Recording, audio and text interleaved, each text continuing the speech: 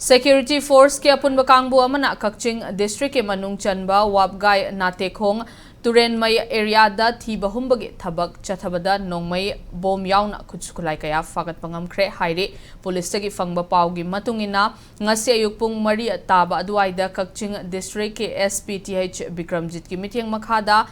Additional SP Operation Binoy Chongthamna Supervise Tauba KAKCHING District Commando Unit ki OC Subedar S Birlana Luchingba BSF E Company 8 Battalion 5/9 Gurkha Regiment 33 AR amade Hianglam Police Station ki apunba team amana thiba humbagi thabak chathabada bora ahumda khutsukulai kaya yauramba thengnakhe police na bora aduda hangdoktuna yengbada 51mm mortar ama 2MK3 grenade ani kg mariga gram chatret kayang khay mga lumba IED ama high explosive grenade taramari detonator mari tear smoke cell taruk carbine ahum single barrel ani 9mm pistol ama anti riot rubber bullet ani stinger cartridge ama tube launcher ani arming ring ahum 7.62mm AKG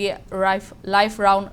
kun 9mm life round taret 5.56mm gi life round taruk explosive cartridge kun mga kapthokraba maru yauna potlam kaya yauramkhi khutsukulai singadu seize tawbaga loinana makhatana investigation chathanaba Hianglam Police Station da case am register tawkhre haire